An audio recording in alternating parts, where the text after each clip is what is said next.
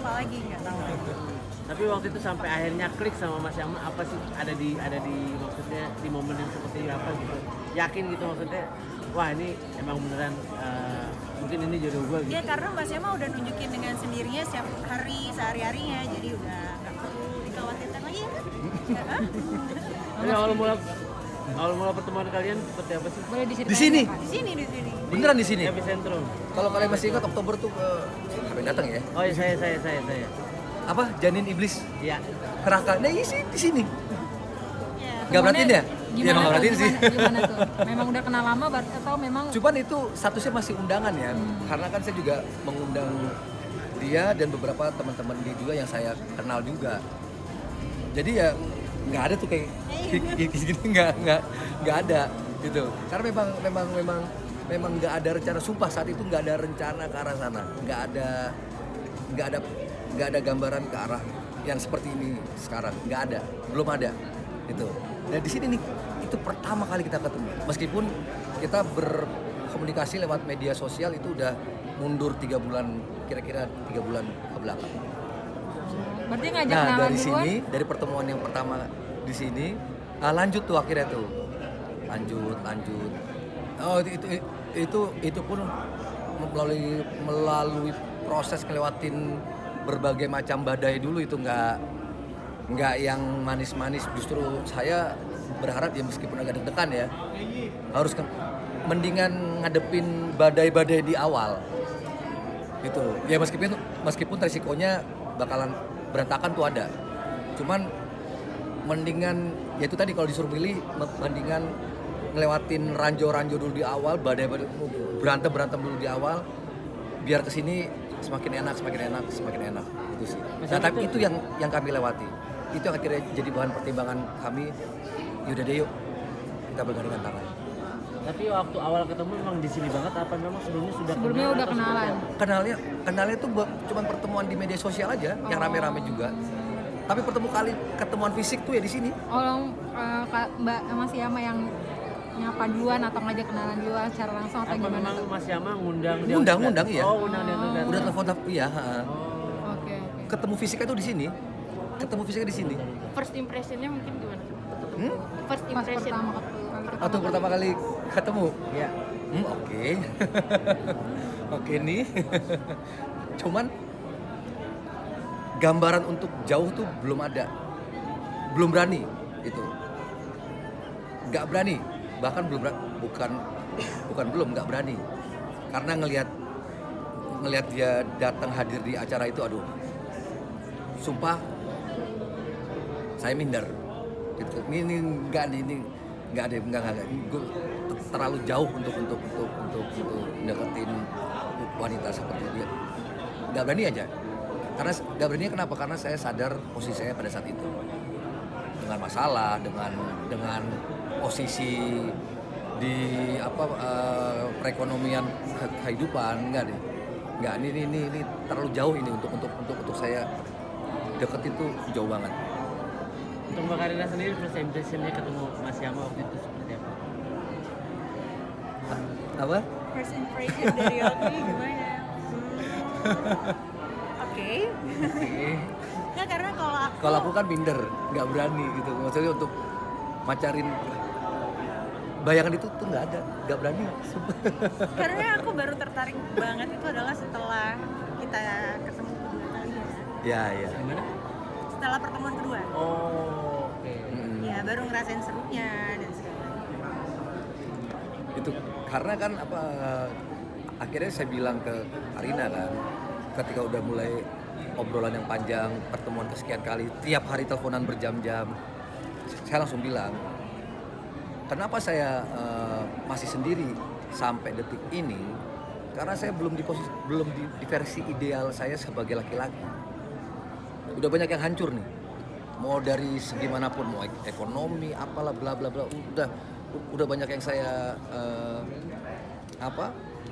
korbankan untuk masalah yang lalu. Nah, di posisi itu saya sadar diri gitu untuk mencari pasangan, apalagi yang dilihat Karina, aduh nggak deh, ini kayak terlalu jauh ini, nggak mungkin gitu, yang ada gue ditolak nih. Nah akhirnya itu berani saya sampaikan kan, saya sedang di posisi yang tidak ideal, bukan di versi yang terbaik. Jadi kamu mau terima nggak nih? Itu, tapi saya nggak akan berdiam diri, saya akan menuju ke versi ideal itu lagi. Kalau mau, ayo topang saya, support saya nggak minta aneh-aneh. Cukup topang saya, support saya, bimbing saya. Terus yang diingat jawabannya Karina apa, Mas? Kamu jawab sih? Ya, kita akan lewatin bersama ya. Iya, nah, oh ya itu tuh, ya itu tuh. Berarti Jadi setelah kita akan lewatin bersama. berarti setelah berbulan-bulan melalui semua yang udah terjadi itu berarti udah ada omongan untuk ke Jenjang yang lebih serius mungkin. Jelas iya. Obrolan itu sudah ada. Gitu.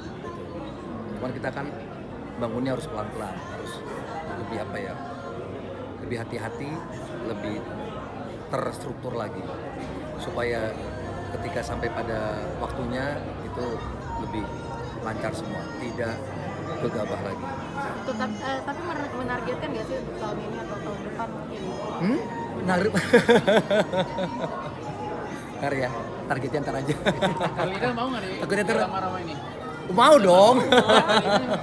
Mau dong. Mau dong. Mas Yama, update dikit dong Mas Yama. Ya. Bentar, update dikit dong soal kasus anak seperti apa? Update-nya. Untuk permasalahan Kan, hukum terakhir kan sempat banding ya. sana. Iya. Iya. Ah. Menang. Oh menang. Terus? Ya kan? Biarin aja dia menang. Oh, Kan saya udah memprediksikan itu. Oke. Iya, nggak kaget. Udah nggak kaget lagi kan saya tahu di belakangnya siapa. Nggak kaget, sumpah demi Tuhan nggak kaget. Saya tahu di belakangnya siapa kok. Tapi kan maksudnya dia menang sama aja Mas Yama udah nggak ada kesempatan untuk ketemu anak lagi gitu. Apa? Nggak ada kesempatan untuk ketemu anak. Yang ada di otaknya kan? Iya. Yang ada di otaknya kan seperti itu. Iya. Yang ada di otaknya kan negara ini milik mereka. Nggak apa-apa. Kasih angin dulu. Nggak apa-apa. Gitu. Kasih angin dulu. Tapi mungkin Mas Ini setelah nah ini mungkin ada hubungannya sama Karina. Kalian tahu sendiri perjuangan saya di tingkat pertama seterbakar-bakar apa ya.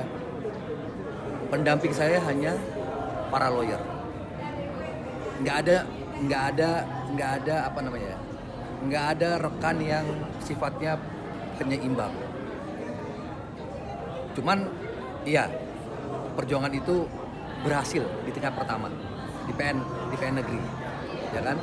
Iya di PN Tangerang. Nah, setelah ada Karina, saya disadarkan,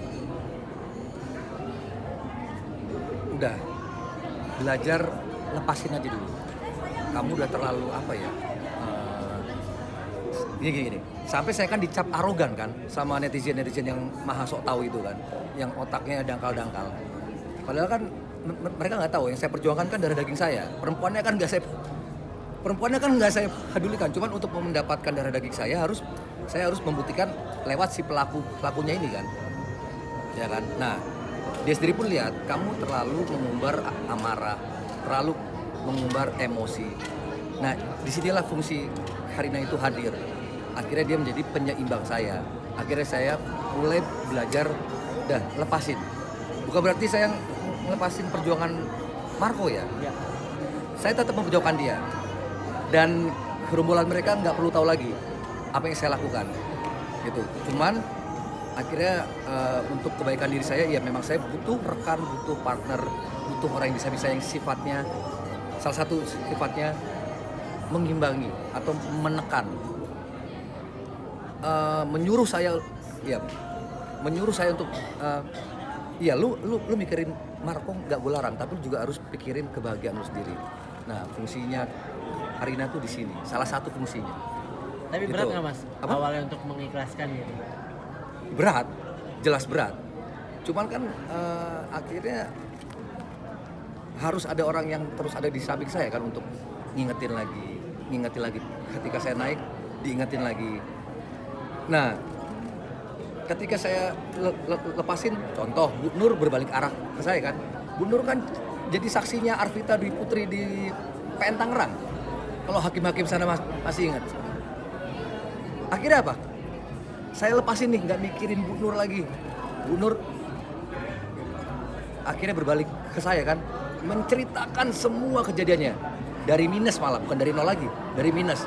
Iya Pak, sebenarnya begini. Waktu Marco dijemput, benar si laki-laki itu datang.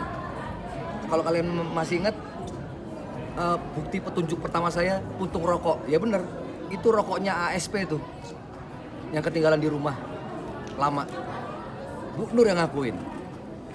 Kesaksian Bu Nur sudah dipertanggungjawabkan di Polres Tangerang Selatan. Sekarang saya tinggal menunggu nih hasil dari Polres Tangerang Selatan nih. Udah setengah tahun nih, ya belum ada hasil yang bagaimana gitu. Terus dalam kesempatan ini saya juga ingin menyampaikan kok bisa hasil di PN Tangerang diruntuhkan semua di pengadilan tinggi, kayak nggak disisain tuh. Pembuktian saya, saksi saya, ya untuk meruntuhkan hak asuhnya si Arvita Dwi Putri dengan adanya dugaan perzinahan itu diruntuhkan semua. Saksi dan bukti saya kan valid semua itu, A1, berkesesuaian dan diakui lagi. Masa saya harus bongkar jalannya persidangan yang tertutup? Nggak mungkin dong, makanya hadir kalau sidang, ya kan? Nah, itu diruntuhkan semua dengan hanya argumentasi. Ini pertanyaan aja biar nggak tersinggung, ya kan? Makanya ketika saya tahu ada pergantian pemain, saya nggak kaget. Oh, hasilnya gue udah tahu nih bakalan seperti apa. Karena saya paham siapa di belakangnya si perempuan. Berarti nggak ada langkah hukum yang akan diambil dari Mas Yama atas keputusan? Nanti Bang Ricci aja menjelaskan, lawyer, untuk masalah itu. Gitu. Saya sih udah nggak, mereka mau bondang banding apa, nggak peduli. Karena saya udah tahu belakangnya siapa. Mbak Karina waktu itu sampai akhirnya meminta Mas Yama untuk mengikhlaskan untuk perebutan hak asuh anak ini apa sih?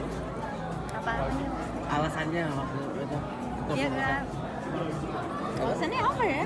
Apa? Agar karena kan kalau kita mengikhlaskan pasti kan yang terbaik balik lagi ke kita. Nah, itu. Tapi memang sebelumnya melihat Mas Marco ketika berjuang untuk merebut hak asuh anak, pandangan Mbak Karina seperti apa sih? Nah karena itu salah satunya saya mau sama Mas Yama. Kan? Iya. Iya. Kan memperjuangkan hak asuh anak. Iya itu. benar. Karena dia akhirnya ngikutin, lihat apa perjuangan saya di depan media, ngikutin medsos saya seperti apa, begitu menggebu-gebunya saya. Memang ada bapak yang ini, cuman kayaknya di dunia ini hanya sedikit kaum bapak yang mau memperjuangkan anaknya. Gitu. Ada, tapi nggak banyak. Kebanyakan kan yang kita lihat ya udahlah biar diasuh maknya gitu. Makanya tadi maksudnya